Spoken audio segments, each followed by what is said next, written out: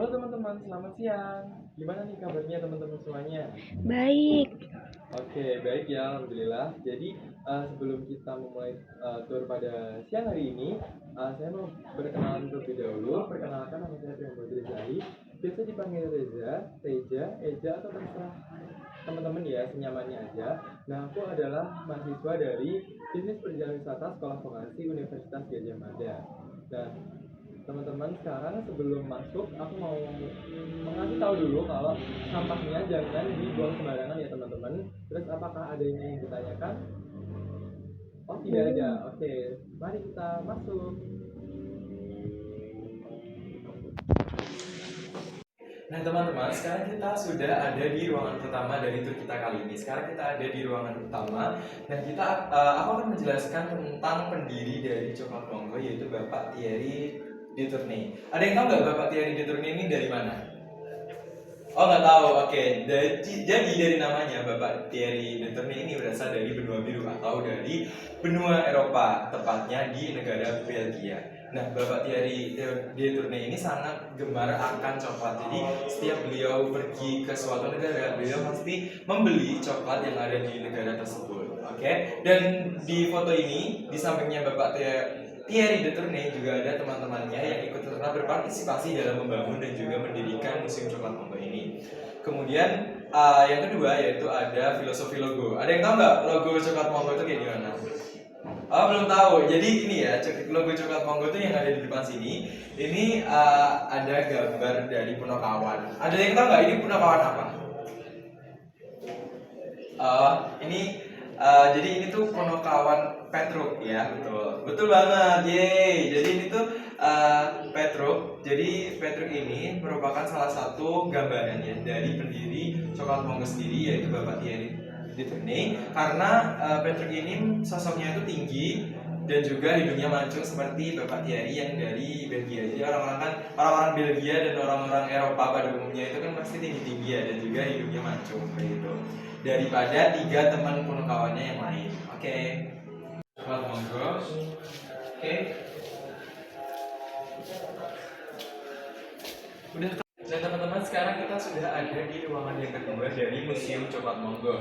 Ini di sini di sebelah kanan ini ada tabel ataupun ada data di mana produsen kakao di dunia pada tahun 2022. Dan posisi pertama ada Pantai Gading, yaitu sebesar 43%, diikuti oleh Ghana, Ekuador, dan terakhir ada Indonesia. Jadi Indonesia merupakan negara terbesar 7 penghasil kakao. Jadi Indonesia ini juga menyumbangkan kakao dunia juga ya teman-teman. Kemudian di sini ada kemasan-kemasan coklat yang sudah dikumpulkan oleh Bapak Thierry. Jadi di sini ada coklat dari Lampung, Jakarta, Bali, Sumber, Jember, Banyuwangi, Garut, dan lain-lain. Kemudian di sini juga ada kemasan coklat yang berasal dari negara-negara yang ada di Eropa, di Asia. Kemudian ada juga dari ini USA.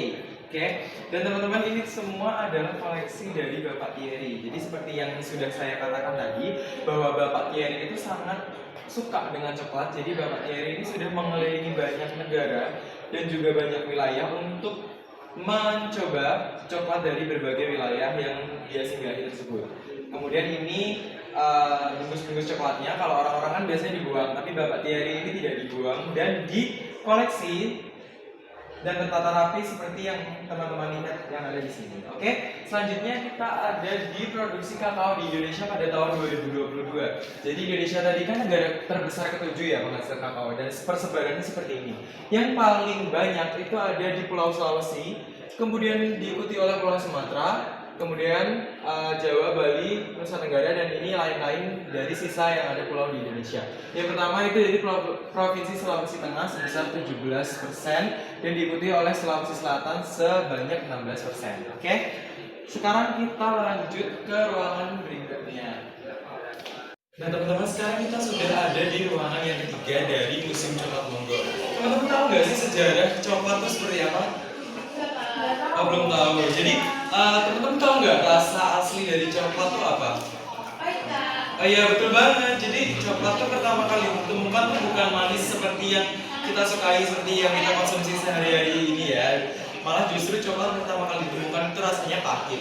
Jadi coklat itu pertama kali ditemukan oleh 3 suku yang ada di sini. Yang pertama ada suku Olmec, suku Maya, dan juga suku Aztec. Dan yang pertama itu dari suku Olmec, yaitu sekitar 1900 sampai 300 sebelum Masehi.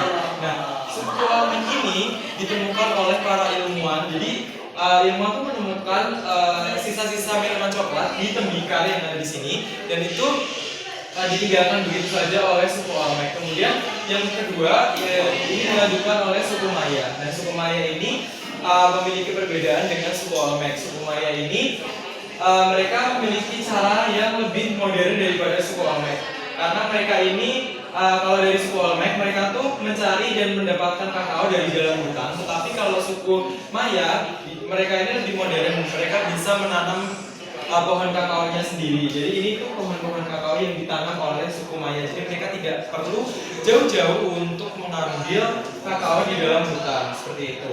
Kemudian dilanjutkan oleh suku Aztec. Jadi suku Aztec ini pada waktu itu peperangan ya, karena peperangan suku Aztec ini berada di dataran tinggi, makanya pohon kakao tidak bisa tumbuh di daerah tersebut. Kemudian suku Aztec ini menyuruh prajuritnya untuk menyerang suku Maya, dan suku Maya akhirnya mendapatkan denda dan membayarnya bukan berupa uang tapi berupa kakao atau minuman coklat. Nah, perlu diketahui juga kalau ketiga suku ini berasal dari benua Amerika, lebih tepatnya di Meksiko. Nah, kemudian buah coklat ini merupakan, atau buah kakao ini merupakan buah yang dianggap dari dewa mereka. Jadi suku Maya ini menganggap bahwa coklat atau kakao itu merupakan buah peninggalan ataupun buah titipan dari dewa mereka. Kemudian dari suku Aztec sendiri, coklat itu sebagai simbol status, tidak seperti suku Maya. Minuman coklat merupakan kemewahan bagi suku Aztec yang dihidangkan hanya kepada bangsawan, kepada pedagang, dan juga kepada pejuang. Kalau di suku Maya ini, semua orang bisa untuk menikmati coklat tanpa terkecuali. Jadi tidak hanya para bangsawan, para pejuang ataupun pedagang aja, tapi masyarakat-masyarakat yang ada di suku Maya juga dapat menikmati coklat. Saking sukanya Raja Aztec dengan coklat, Raja Aztec ini menilai 30 kakao itu setara dengan 1 kelinci. Jadi 1 kelinci ini dihargai dengan 30 biji kakao seperti itu. Nah, perlu diketahui juga ya teman-teman, coklat yang dikonsumsi suku Aztec, suku Olmec, dan juga suku Maya itu merupakan coklat yang rasanya masih pahit. Jadi belum ada coklat yang manis, tapi suku-suku ini sudah menyukai coklat yang berasa pahit seperti itu. Nah, karena coklat ini sangat diagung-agungkan, jadi satu orang itu coklat ini di suku Aztec itu berarti kesuksesan dengan wanita. Jadi orang-orang yang ada di suku Aztec ini meminum coklat tidak kurang dari 50 gelas per hari. Itu sangat masif ya teman-teman. Kemudian kalau suku Aztec ini menemui seorang wanita, mereka akan meminum 1 gelas lagi. Jadi totalnya 51 gelas coklat per hari. Kemudian ini ada replika dari penguasa dari bangsa Maya yang hebat menerima seorang tamu penting. Minuman coklat disajikan kepada pengunjung sebagai ucapan selamat datang. Ini seperti yang bisa dilihat ya teman-teman, ini ada replika, ini raja suku Maya, terus ini ada tamu, terus ini disajikanlah coklat sebagai minuman kayak welcoming drink gitu ya ke pengunjung. Terus kemudian ini coklat itu masuk ke Eropa tapi diadaptasi oleh. Oke, kemudian ada raja dari Spanyol. Ada yang tahu nggak rajanya itu bernama siapa? Ya, ini jadi namanya itu adalah Hernando Cortés. Nah, pejuang Spanyol yang bernama Hernando Cortés itu menaklukkan suku Aztec. Dia sangat sadar atas tingginya nilai kakao yang dapat dijual, dan kemudian dia kembali ke Spanyol dengan memenuhi kapalnya dengan biji kakao ini. Kemudian biji kakao ini kurang diminati ya sama orang-orang yang ada di Eropa karena rasanya cenderung ke pahit. Maka dari itu coklat itu dibuat manis oleh orang-orang yang ada di Spanyol untuk menyesuaikan rasa dan juga kebiasaan orang-orang lokal yang ada di Eropa. Maka dari itu coklat diperkenalkan ke seluruh dunia dengan rasa yang manis, bukan lagi sebagai rasa yang pahit, dan dapat diterima oleh seluruh orang yang mencoba ataupun mencicipi coklat. Dan itu coklat itu sangat pesat perkembangannya. Jadi reputasi coklat itu sangat meningkat drastis dan coklat itu dinobatkan sebagai minuman ataupun bahan campuran makanan yang sangat lezat dan bergizi. Di sini ada fakta bahwa tidak ada coklat itu berarti tidak ada pernikahan. Untuk beberapa abad, kakao merupakan suatu rahasia yang dijaga ketat oleh kaum elit dari Spanyol. Namun ketika putri dari Raja Spanyol yaitu Philip III menikah dengan Raja Prancis, dia merasa harus membawa coklat ke pernikahannya. Dengan cepat, popularitas coklat menyebar ke seluruh wilayah yang ada di Eropa. Kemudian yang ada di sini ini adalah replika ataupun miniatur dari orang-orang Eropa yang menjajah suku Aztec yang ada di Meksiko, Amerika. Jadi mereka ini merebut coklat yang ada di suku Aztec, kemudian membawanya pulang ke negaranya yaitu di benua Eropa. Kemudian buku sejarah tidak selalu berkata benar. Pada akhir abad ke-18 dan awal ke-18 dunia barat mulai lebih memperhatikan ketertarikannya pada asal mula dari banyak hal. Beberapa di antaranya mulai mengakui jika coklat itu berasal dari Italia. Kemudian ada yang mengakui juga bahwa coklat itu berasal dari daerah Spanyol. Seperti pada contoh, orang Italia mengaku bahwa nenek moyang mereka pertama menempati tanah di Amerika Selatan. Mereka mengaku tanah di Amerika tersebut tidak bertuan, padahal mereka datang jauh sesudah coklat itu ditemukan. Kemudian para peneliti menyatakan bahwa coklat benar ditemukan oleh orang Spanyol, tapi pada kenyataannya itu tidak benar karena coklat berasal dari Amerika, lebih tepatnya di Meksiko. Kemudian yang di sebelah sini ada poster-poster yang menunjukkan ledakan coklat. Jadi ledakan coklat terjadi pada akhir abad ke-19, kemudian awal abad ke-20. Kemudian revolusi industri menjadikan coklat yang berawal dari minuman menjadi makanan penuh energi dan meningkatkan pendapatan bagi kaum duafa. Jadi coklat ini sudah terbungkus tidak hanya menjadi minuman, tapi juga menjadi makanan, menjadi tambahan bahan kue ataupun yang lain-lain. Jadi ada bentuk coklat batang, terus kemudian ada coklat makanan, ada coklat minuman juga. Terus kemudian kita bergeser ke sebelah sini. Jadi ini seluruh poster-poster yang ada di seluruh dunia dan menjadi bukti dan menjadi saksi bahwa ledakan coklat pada abad ke-20 itu sangat masif dan coklat itu sudah menyebar ke seluruh dunia dan bisa diterima oleh semua kalangan dan bisa diolah menjadi berbagai bahan makanan.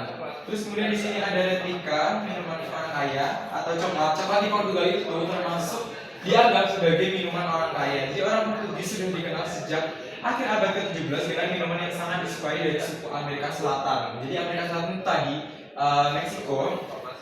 Kemudian pedagang jalanan menjajakan minuman ini bukanlah orang biasa. Mereka adalah orang yang memiliki peralatan dapur khusus yang digunakan untuk mencetak kafe coklat sebagaimana biasanya coklat disebut. Kemudian di sini coklat sudah dihidangkan sebagaimana mestinya, di semua kalangan sudah bisa untuk menikmati coklat. Dan coklat tidak hanya sebagai minuman, tadi yang saya bilang bisa menjadi campuran bahan kue ataupun menjadi selai ataupun dan lain-lain. Kemudian coklat ini sudah tidak dikonsumsi oleh petinggi-petinggi saja, tapi bisa dinikmati oleh seluruh kalangan, mulai dari kasta tertinggi maupun kasta terendah. Kemudian ke sini ini adalah cara-cara untuk membuat coklat. Oke teman-teman, jadi di sebelah kiri, di sebelah kanan teman-teman ini ada coklat-coklat yang dinamai oleh berbagai perusahaan ataupun bisnis-bisnis coklat yang ada di seluruh dunia. Jadi ini di sini ada Capitas, Galler, Royce, terus kemudian Leonidas dan lain-lain. Kemudian ada di sini evolution of chocolate making. Jadi coklat itu menjadi pengetahuan ya pertama kali. Kemudian coklat berevolusi menjadi coklat dan kacang, tidak hanya coklat aja. Jadi ahli coklat dari Swiss, Charles Amade Kohler mencampur coklat dengan kacang untuk pertama kalinya. Akhirnya, coklat dapat dimakan. Perusahaan Inggris Fry and Son melakukan terobosan baru. Mereka menciptakan makanan coklat pertama kali setelah selama 3000 tahun. Menjadi sejarah minuman, coklat, dan akhirnya coklat dapat dimakan. Terus kemudian ini, coklat susu pertama yang biasanya kita sering makan ya, karena kita generasi milenial, generasi Gen Z biasanya nggak suka tuh makanan ataupun minuman-minuman yang manis. Jadi coklat ini biasa dicampur dengan susu, biasa dicampur dengan gula. Terus kemudian ada mesin apa itu? Kemudian ini ada mesin kunci. Mesin ini memberikan tekstur halus pada coklat. Jadi coklat udah nggak kasar lagi, udah halus, udah bisa dinikmati semua berbagai umur ya. Kemudian ini ada kalian dari Belgia. Jenisnya kalau menciptakan kulit coklat yang dapat diisi dengan krim atau pasta kacang, saat itulah Belgia lahir. Oke, kita lanjut ke ruangan yang selanjutnya. Nah, sebelum masuk, aku mau ngingetin ke teman-teman ya untuk selalu menjaga barang bawaannya dan membuang sampah pada tempatnya, jangan dibuang sembarangan. Oke, sekarang mari kita masuk.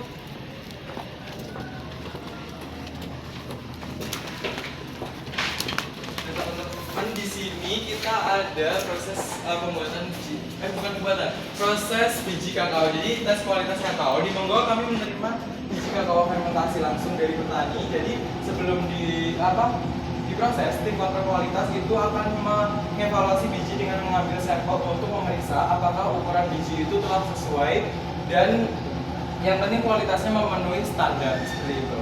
Oke, kemudian ada pemilihan biji kakao berdasarkan ukuran itu sangat penting.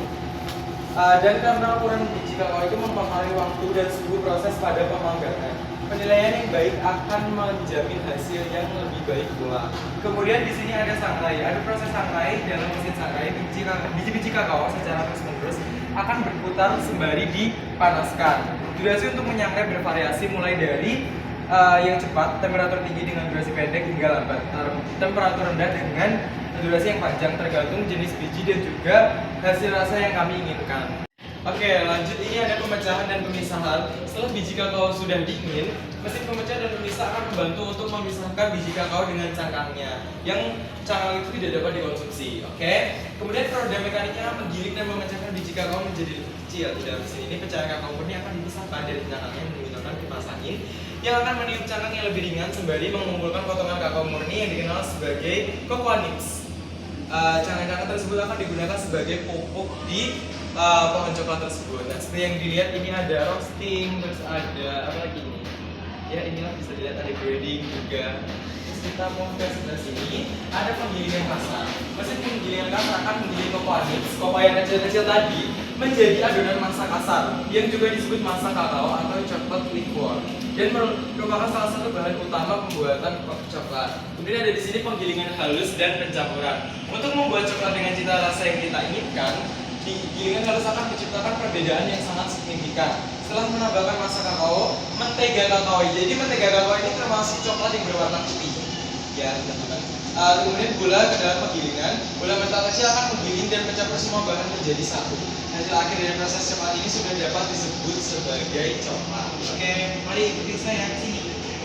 Dan jadi kita bisa langsung ke sini. Ini adalah coklat yang sudah jadi ya. Tapi ini masih pahit. Ini teman-teman boleh mencoba terlebih dahulu.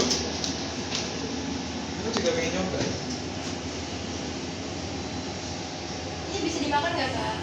Bisa, tapi itu masih belum digiling ya. Jadi yang digiling tuh kayak gini. Boleh banget dicoba ya teman-teman. Gimana rasanya? Masih pahit ya. Ini karena masih awal dari rasa coklat tuh seperti ini. Jadi yang diminum suku Aztec tuh rasanya seperti ini. Oke, terus gini ada mesin poaching dan ini juga ada mentega dari kakao. Ini ada menghasilkan coklat putih, coklat manis dan juga coklat pahit atau yang biasa kita sebut dark coklat. Oke, kita langsung saja move ke tempat yang lain. Jadi ini kita menurun di tangga dulu ya. Hati-hati ya teman-teman. Ini ada pegangan kecil lebih hati.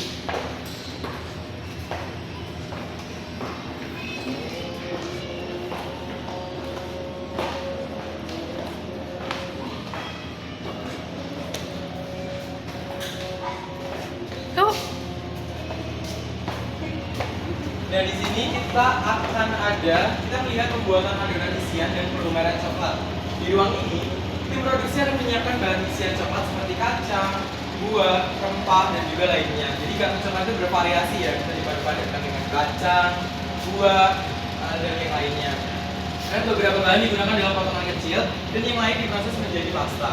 Mereka juga akan membuat adonan yang paling istimewa seperti pasta paralin, brioche dan karamel, marzipan dan juga lain-lain.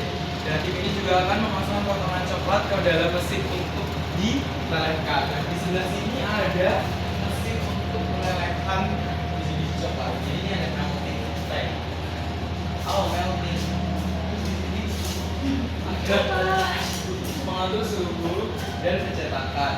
Jadi ini pengatur suhu. Suhu itu merupakan segalanya dalam proses pembuatan coklat. Ketika ada meleleh, mentega kakao dapat membentuk 6 kristal yang berbeda. Terus kemudian ini ada mesin tempering, vibrating table, dan juga ini ada vertical cooling kettle untuk mendinginkan coklat. Ini peralatan coklat yang sudah ada di sini. Jadi tadi coklat sudah diletakkan, kemudian didinginkan dan digabungkan dengan isian coklat. Jadi isian coklat itu ada kacang lele, kemudian ada buah dan ada yang lain. Kita bergeser ke sebelah sini. Ini bisa dilihat, ini pencetakan coklat yang sudah dilepaskan dari wadahnya. Terus ini ada kemasan-kemasan coklat yang sudah dibungkus menggunakan foil, mulai dari coklat putih, coklat dark coklat dan juga lain-lain. Nah teman-teman, kita masuk ke dalam ini proses untuk packing ya. Jadi ini kemasan sekunder. Setiap produk mendapatkan pelindung tambahan ketika dibungkus dengan kemasan kertas yang bisa didaur ulang. Selain itu, kita dapatkan produk yang dibungkus coklat buatan tanah yang belum melewati proses produksi panjang, siap untuk dibuka dan dinikmati. Oke, kita lanjut ke ini ya teman-teman. Ini jadi coklat yang sudah di packing dan siap dikirimkan ke pembeli ya, ataupun ke rumah kalian jika kalian beli. Ayo sini. Oke teman-teman, nah sekarang kita sudah ada di luar pabrik. Ini ada packaging warehouse atau gudang bahan kemas. Jadi di sini ada headmasternya juga yang mengurus tentang packaging warehouse, dan di sebelah sini ada production office atau kantor produksi. Ini juga ada yang mengatur tentang produksi coklat. Kemudian di sini ada loading area untuk memuat barang, dan ada bank sampah kering juga untuk membuang sampah. Jadi nanti ini coklat-coklatnya akan didistribusikan ke Alfamart, Indomaret dan lain-lain.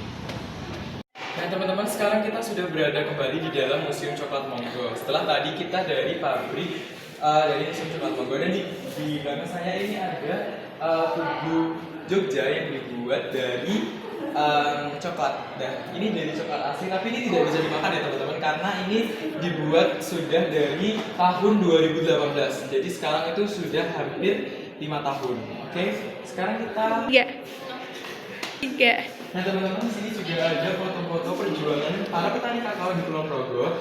Terus kemudian kerja bersama Monggo, pendekatan Monggo, kemudian dukungan finansial bagi para.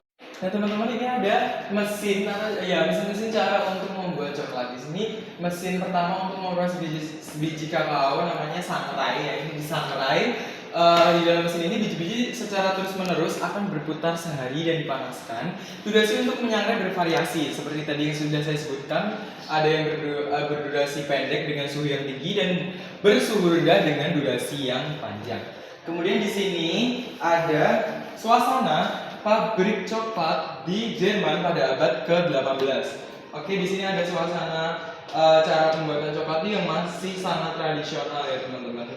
Ini merupakan model suasana pabrik di Jerman pada abad ke-18. Terus di sini juga terlihat ya, kalau ini tuh kebersihannya belum terjaga. Jadi mereka tidak mementingkan kebersihan, tetapi ya udah mereka hanya berniat untuk membuat coklat saja. Oke, kita lanjut ke sini.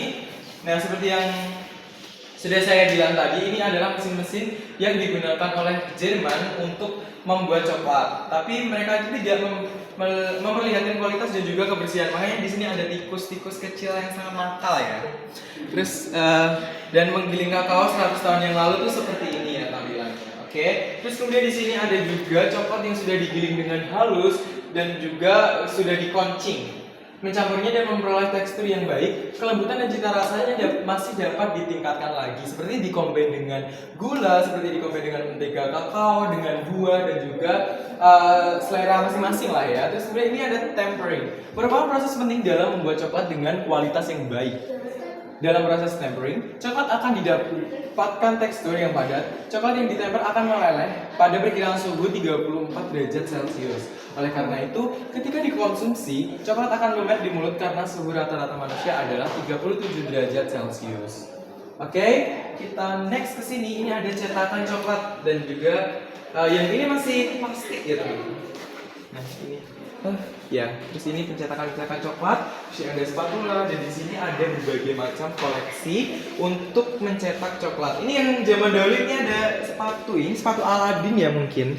Terus ini ada berbentuk gajah juga.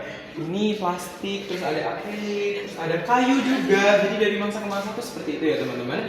Terus ini ada kemasan skuder tadi yang seperti kita di pabrik yang terakhir. Kemudian ada control quality. Terus kemudian ada di sini ada bahan-bahan uniknya. Ada coklat rasa cabai teman-teman. Wow, sangat keren ya. Jadi di sini juga ada coklat rasa mangga, rasa durian. Terus kemudian ada ya ini normal ya kacang mede.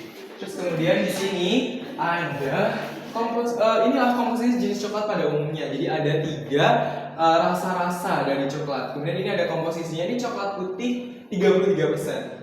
Jadi coklat putihnya ini, terus gulanya sebanyak ini ya teman-teman. Ini bisa bikin diabetes loh. Terus kemudian ada susu bubuknya juga. Ini pemanis buat ini. Terus kalau di sini ini ada coklat susu yang kandungannya 41%. Gulanya tidak sebanyak yang tadi, tapi ini masih banyak banget. Dan ini ketambahan kakao masa. Jadi ini coklat susu. Kalau ini tadi pure coklat putih, warnanya putih. Kalau ini tuh coklat seperti Cadbury, Silver Queen dan yang lain-lain. Terus ini teman-teman, ini gulanya sangat sedikit ya. Terus kemudian dicampur dengan mentega kakao dan juga kakao masanya sebanyak ini. Jadi ini bisa dibilang coklatnya sehat ya, walaupun gulanya masih banyak, tapi ini lebih sehat daripada yang 2 sebelumnya tadi karena komposisi dark coklat ataupun coklat hitamnya sebesar 77%. Oke, dan di sini ada ini bahan-bahan yang penting untuk coklat. Yang bisa dilihat ya teman-teman, ini ada mesinnya juga untuk alat penekan, ada ini gambar dari kakao masa. Mentega kakao itu seperti ini, jadi ini yang menciptakan coklat warnanya menjadi putih, namanya mentega kakao. Ini juga ada sertifikasi ya dari Coklat Monggo. Ini ada logo halalnya, of course ini udah halal. Kemudian ini ada informasi nilai gizinya sebesar ini dengan ya masih tinggi ya gulanya sebenarnya 14 gram. Terus di sini, nah ini coklat Hong Kong. Jadi ini tuh Silver Queen, Dairy Milk gitu-gitu itu yang kalian makan. Ini gulanya sebanyak ini. Terus ini bubuk kakao dan minyak nabati coklatnya tidak ada ya. Ini sangat tidak sehat. Tapi enak sih teman-teman makanya. Peminatnya juga banyak. Oke lanjut teman-teman. Kita sekarang berada di ruangan selanjutnya, yaitu di sini. Ini ada berbagai macam kemasan dari Coklat Monggo. Ini produk dari Coklat Monggo itu sangat banyak. Jadi mulai dari ini, terus ini, mulai dari 58% kakao, 69% kakao, 77%, 86, sampai 100% dengan berbagai macam rasa yang di dalamnya. Ada ginger, red chili, cashew nuts, rendang. Oh ada rendang teman-teman, aku baru tahu sebagai tour leader kalian. Terus ada rosella, orange peel, mango, nutmeg. Terus ada chia seed, cashew nut, apricot dan lain-lain. Ini masih banyak sekali. Jadi teman-teman boleh banget untuk kesini sendiri dan mencoba berbagai variasi dari Coklat Monggo. Misal teman-teman ini kepo ya. Terus ini ada juga komik ya. Ini komik-komik dari Pak Thierry. Dan dulu tuh Bapak Thierry memperjualbelikan coklatnya menggunakan motor ini. Scoopy, Vespa ya ini. Vespa berwarna pink. Kemudian di sini ada company values, peduli, unik, mendidik, asli, berbagi. Itu foto dari Pak Thierry memperjualbelikan Coklat Monggo menggunakan Vespa pink ini di MMUGM teman-teman. Oke, langsung saja kita lanjut ke ruangan berikutnya, yaitu sini. Nah ini adalah Coklat Monggo in the media. Jadi Coklat Monggo ini sudah diliput dari berbagai media. Tidak hanya media di Indonesia saja, tetapi juga ada media-media dari luar seperti ini. Ini ada Republika, ini dari Kota Gede. Terus ada Cili of Coklat Monggo Factory. Terus ada juga yang Monggo ini di upload di media massa yang ada di Belgia seperti itu. Oke. Teman-teman, jadi sekarang kita sudah berakhir di tour kali ini. Semoga teman-teman bisa mendapatkan pengetahuan lebih mengenai Museum Coklat Monggo. Dan apabila ada salah kata maupun perbuatan, saya minta maaf. Wassalamualaikum warahmatullahi wabarakatuh.